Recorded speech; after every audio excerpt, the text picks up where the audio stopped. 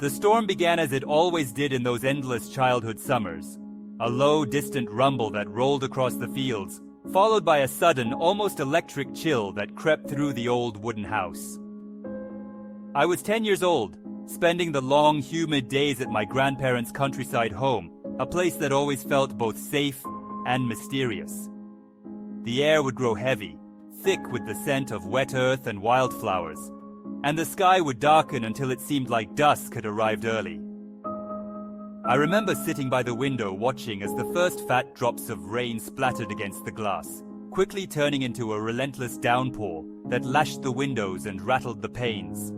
Each flash of lightning illuminated the world outside in stark, ghostly white, and in one of those brief, blinding moments, I saw it. A pale face with long black hair pressed against the window, staring in. My heart pounded in my chest and I blinked, but the face was gone. Still, the memory of that face lingered, haunting me, a dark stain on an otherwise perfect summer, whispering secrets I could never quite understand. It was during a late afternoon shower, the kind that turns the world silver and makes the air heavy with the scent of wet earth, that I first saw her. I was standing on the veranda watching the rain fall in shimmering sheets, when my gaze drifted to the old stone lantern at the edge of the garden.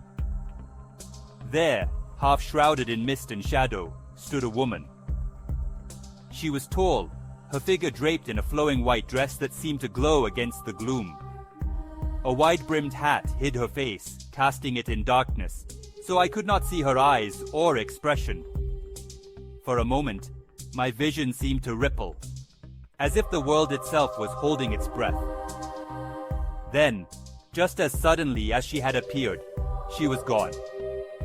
Vanished into the rain, leaving behind only a chill that crept up my spine and settled in my bones. After that day, the sightings became more frequent. Always at dusk, always when the rain fell hardest, I would catch glimpses of her near the lantern. I never spoke of it to my grandparents, afraid that if I did, they might confirm the truth I dreaded most. On a night when thunder rattled the windows and rain lashed against the old wooden house, my grandfather gathered us close in the flickering candlelight. His voice was low and trembling as he began to share a story that had haunted him since childhood. The legend of Hachishakusama, the 8-feet-tall woman. According to him, she was a mysterious and terrifying figure, impossibly tall, always dressed in white, her face hidden beneath a wide-brimmed hat. She would roam the countryside, searching for children to claim as her own. What made her truly terrifying was her ability to mimic the voices of loved ones, calling out to children in a haunting, echoing tone. The only warning was the chilling sound she made. Po! Po! Po! It was said that if you heard this sound, you were already marked. My heart pounded as I realized that same eerie sound had been echoing in my ears for days.